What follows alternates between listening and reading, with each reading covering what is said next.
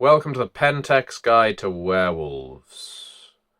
Oh, I know it's been some time since our last chat. I haven't spoken to you about lupines for a very long time, or as they call themselves, Garou. Shape-shifting scum, Gaia's bitches. They go by lots of names. All of them are somewhat accurate, somewhat inaccurate, but the fact of the matter is they are still here, we are still here, and no matter what edition you happen to be engaging with, some things are eternal, such as Pentex and the werewolf. Oh, that's not to say that I believe their annihilation won't come eventually, but when it does, it will be a grand flourish, and we won't be making videos anymore at that point. Let's put it that way. Now, why am I back here on camera addressing you? Well, an up-and-coming star in Pentex goes by the name of David Penseri. I doubt it's his real name. Got in touch with me, said, "Doctor, I need to know a little more about history. If I am to understand the lupine, I need to understand its past." And so, we spoke for a while. We spoke for a while on different historic periods, but the one that Mr. Penseri really landed on for further education was the 19th century. Specifically, what is colloquially referred to as the Wild West. Now, I cannot claim to have personal experience of the Wild West. I was occupied in Europe at the time, but I have heard plenty of stories and read many accounts of what exactly transpired there. I've heard of the Storm Eater, even communed with some of its children from time to time, and the way that the Umbra was changed in that place.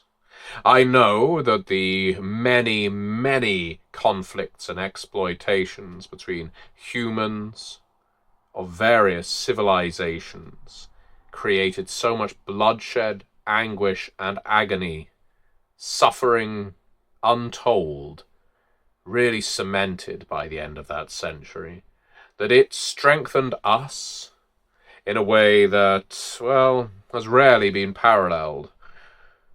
I know, too, that certain werewolves of that time went by names different to how they do today, and I also know of a certain Garou, we might call it a whitewash operation, destined to tell us that there was no weaver in the Wild West until the Europeans started colonizing en masse. There was no worm. It was harmonious and peaceful. It was a glade, a Garden of Eden, stretching from east to west until those damn British and French and Spaniards all started ripping the country apart. It's easy to buy into such thought. No place in the world is harmonious. Nature is savage and cruel. The worm is as intrinsic to the world as the weaver, as the wild, as Gaia. But let us operate under the assumption that the wild was dominant in the West, at least until it was so-called civilized. The Garou and their presence in the Wild West was troubling. You see, they still had the issues that they have had ever since, although at this time it was quite pronounced. They were coming off the tragedies of what occurred with the bunyip in Australia, which we have spoken about many years before, and what are sometimes referred to as the pure ones, the native tribes. They did not see eye to eye with the visiting Europeans. Understandably so. They were coming over here to despoil their cairns, seize their territories, remake the world in their image. Why, oh why, would the native tribes just stand back and allow that to happen?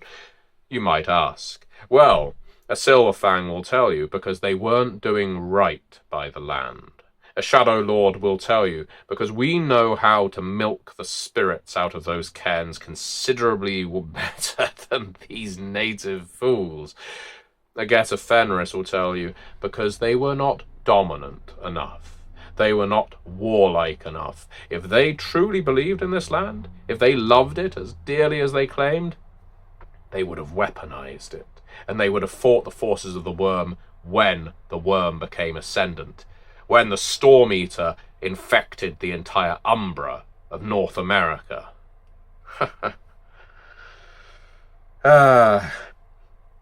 If there is one thing you can rely on the Garou for, it is warring with each other. Often we just need to stand back and let the sparks fly, then we can pick on those left in the wreckage. But the Wild West was a different story altogether. This was carnage.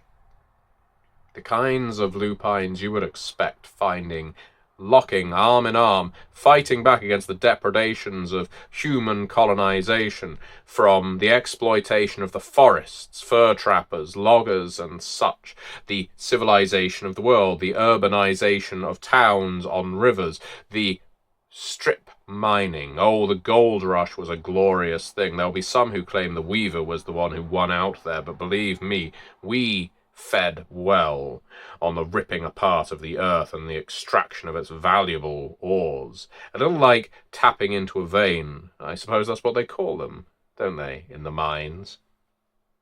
When we pulled the gold, and more importantly the silver, out of the earth in places like Deadwood Camp, well, you can imagine that while some of it went back to our bank vaults in San Francisco and New York, a lot of that precious, precious metal was turned into bullets and blades and machinery that we could use against the shapeshifters and stymie any chance they had of fighting back against us. The Wild West was wild for many reasons. Yes, the conflict, but also the great open space. Wilderness was still incredibly potent at the time. America has always been a vast, intimidating country for the wanderer. This is why Canaanites like myself like to stay within cities, occasionally shuttle between them on private jets that we can control the takeoff and landing and security checks and such, but travelling between cities by car, by train, has always been perilous for an undead. 4 times as much, 5 times, 10 times as much in the Wild West. Those great gulfs of space between one town, one community, one hold that has been built. It's not all Little House on the Prairie out there. Not every single person who you meet was going to shake you by the hand, offer you a warm meal and a bed, maybe his daughter if you're lucky, and then you get to ride on to the next friendly town where you can get a drink at a saloon, indulge in some singing and dancing and some trick shooting. No, bandits were prevalent. Natives were, of course, far more in number in the 19th century than they were today. And no one really wanted you there. The people you arrived with were your competition. The people who were there before you wanted you dead and out of their country. Yes, there were always opportunists. We sponsored them wherever we could. Sometimes we were the opportunists. If we saw someone wanting to hang their shingle on a part of land and say, I want to make this mine, we would review it and we would say, is there something premium oil can do to help grease your palm?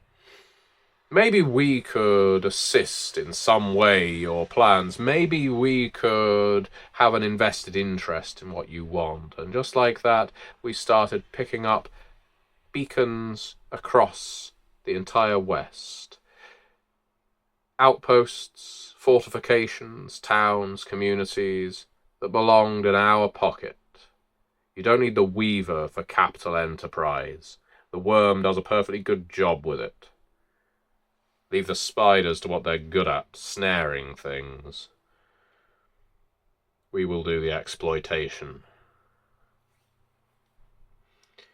So the Wild West was rough. Whether you were mortal, whether you were werewolf, I remember a story I heard of a pack of werewolves, and I am sure this was not unique, that arrived in a place called Hopeless. They had such beautiful names, the towns in the Wild West, didn't they?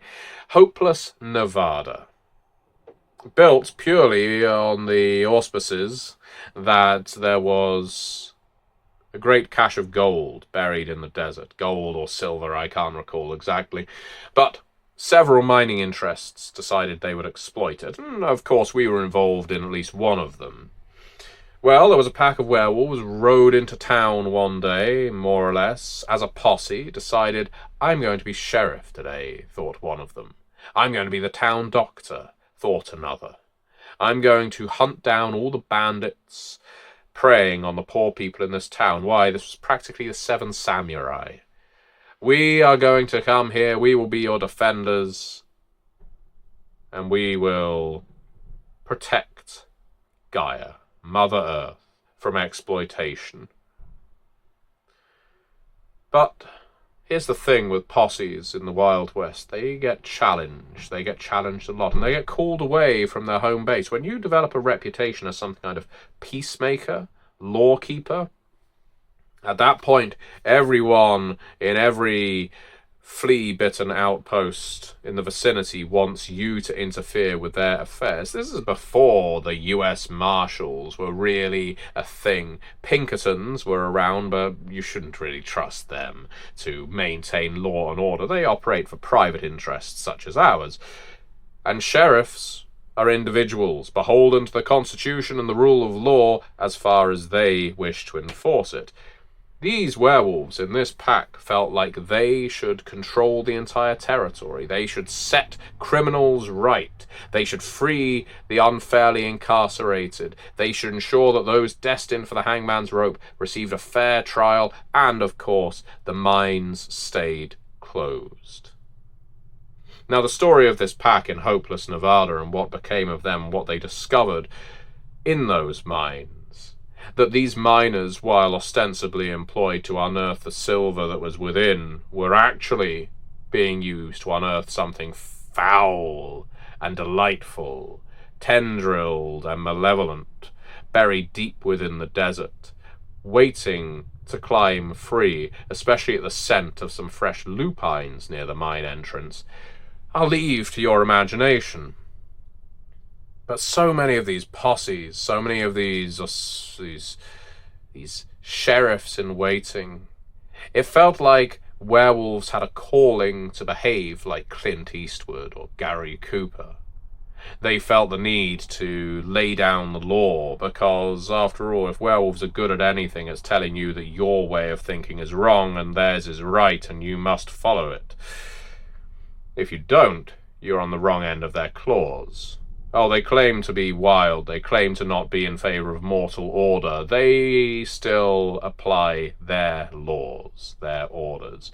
And so, what happens? Well, a pack seizes a mine. They say, there will be no more unearthing of Gaia's minerals here. What does that lead to? Poverty, famine, mass migration.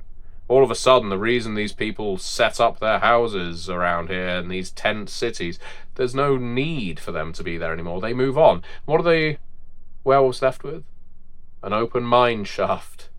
Nobody around them. Their kinfolk moved on.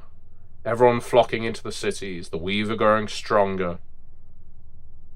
You see, what werewolves fail to understand is exploitation is necessary. That humans are drawn to it. They need it. It feeds something within them. A human likes to feel motivated. A human likes to feel like they can achieve something in their life. And if some Johnny-come-lately lawman with whiskers strolls up and says, "Not on my turf, pal. The spirit of the bear tells me otherwise," well, a human isn't just going to suddenly bend over, take it, and say, "What should I do then, Mr. Sheriff, sir?" They're going to move on to the next digs, where self-righteous pricks like these werewolves aren't. Now, Some werewolf packs in the Wild West would, of course, rove as lawmen, as Wyatt Earps, as Calamity Janes, as Wild Bill Hickok types, moving from place to place, showing off, demonstrating their might. These kinds of werewolves I appreciate, because wherever they go, they sow chaos. They increase their legend, they make themselves more renowned, but in the end, they are just as much slaves to fame, wealth, recognition, drink, drugs, as anyone else who falls into that kind of work. The Wild West was lousy with them. And this takes us back, of course, to the natives and the tribes of werewolves, as well as the tribes of humans. Do not buy into the idea that they had kept all of North America as some placid nirvana before the Silver Fangs and Fianna showed up on their shores. They were still warring with each other, they were still killing each other, they were still hunting and killing and doing what they had to do to survive, because humans need to exploit to survive. It doesn't matter how backward, forward, or in between a culture might be. This is what humans do. So you can call yourself Iroquois, Cherokee, Anglo-Saxon, British, French, Spanish, Dutch, Irish, as you like. You're all the same, as far as I'm concerned. And what is so fantastic about the 19th century is the people, without all this sorrowful, guilty retrospect, knew it. They acknowledged it. They knew that greed was good, and they didn't feel ashamed of it. Now, you look back in history books and everyone is tearing their heart out, anguished over the horrors that were perpetuated. I see those horrors as nothing but the price of dealing with mortals. So, David, you wanted to know about the Wild West and the werewolves' operation in it. Well, I can tell you that probably the most interesting thing you will find out is about the Storm Eater and the way that this brutal aspect of the worm utterly subverted the Umbra.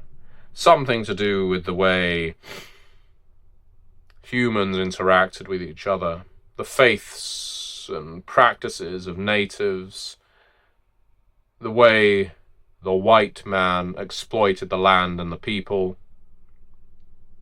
made everything a torrid wreck, some kind of war zone that they had to claw through when they passed through to that spirit realm, which obviously I cannot speak to with any authenticity. I wasn't there. I don't wander around in astral form much.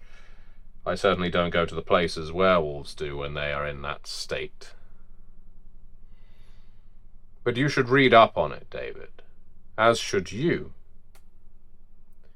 because the Storm Eater is one of my favourite godlings, and I think he will become yours as well, if you just submit to his will.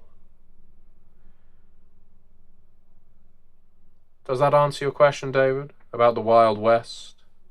What fun it was?